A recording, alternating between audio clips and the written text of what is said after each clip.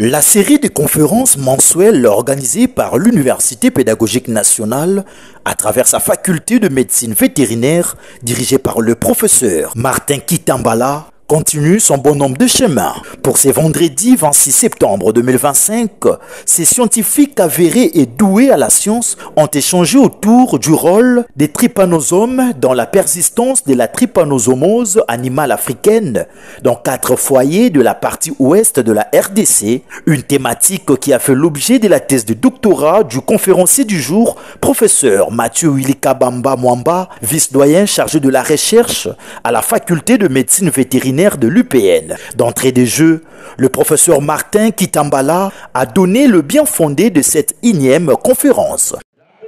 Nous offre l'opportunité d'écouter la communication des profondeurs, de partager l'expérience et de débattre l'idée qui contribueront à tous à l'enrichissement de notre savoir collectif. Puis, en présentant le résultat de sa recherche, l'orateur du jour a relevé que, en menant de recherches pendant 4 ans sur 1653 échantillons sanguins des bovins, caprins, ovins et porcins, dans le foyer de Mbanzangungu, Kinshasa, Mouchi et Massimanimba, en vue d'élucider la situation et d'y apporter une solution adéquate, il a été important d'identifier les espèces des trypanosomes circulant chez les animaux domestiques par la réaction des biologies moléculaires, déterminer le profil de virulence sur le modèle des souris avec 8 isolats des Trypanosoma congolenses forest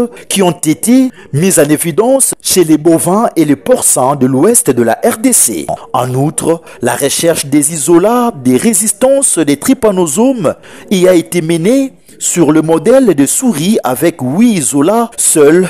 L'isolat d'Engili Brasserie a été résistant au chlorure d'isométamidium à la dose de 1 mg par kilo de poids vif et son seuil de résistance est limité à cette dose. Le résultat qui ont montré que l'ATA n'aurait aucune responsabilité sur les cas de mortalité et de morbidité diagnostiqués cliniquement comme tels dans la partie ouest de la RDC. Par ce travail, il est dit que la maladie est là, mais elle n'est pas trop pathogène. Par l'étude de virulence que nous avions effectuée, nous avons pu mettre en évidence 2 profils de virulence.